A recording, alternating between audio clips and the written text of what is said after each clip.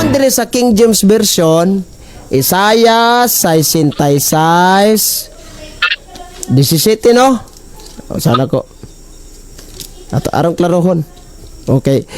Isaiah 66:17. Ingon na Biblia. Klaro na to para di ta masaag. Kadtong nagabalaan sa ilang kaugalingon og nagaputli sa ilang kaugalingon aron pag-adto sa tanaman sa loyo sa usa diha sa taliwala nagakaon sa unod sa baboy. Unod sa baboy raman bro.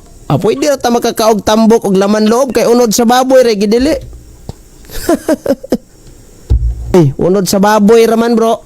Pwede ra ta makakaog tambok og laman loob kay unod sa baboy ra gidili. Unod sa baboy raman bro.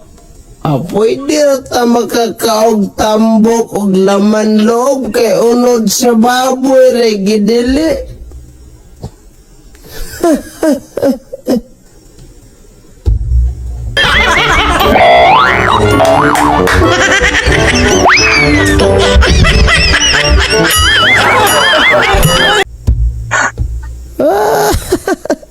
Klarong Biblia, nagakaon sa unod sa baboy.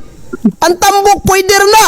Ang laman loob, impilya, mga tungol, pwede na kay laman loob. Unod ras baboy gidili oy. Unod ras baboy gidili oy. Unod ras baboy gidili oy. Unod ras baboy gidili oy. Unod ras baboy gidili oy. Ayan!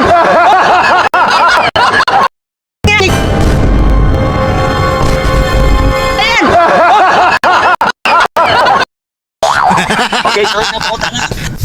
Ningon ka, niyon, unod, tambok. Ang pala. Diba, ningon man ka na. Sino mo gila ba yun? Okay. Sa inyong pagkaon karon sa baboy, makasure ba ka 100% na walay unod inyong gikaon? Ha? Naagi hapon bro.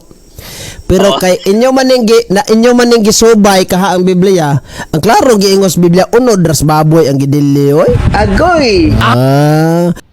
Ug ayaw mo kalimot mga kadasig, paki-support sa ato ang social media ministry. Kay para kita mismo nga dita kabalo sa atong pagtulunan, nasayod ta unsaon pagdepensa ug unsaon pagtubag. So paki-follow na lang ko ug paki-share ug paki-like. Kung mahimo comment igsoon sa video buhat. So daghang salamat mga kadasig. Bye bye. God bless.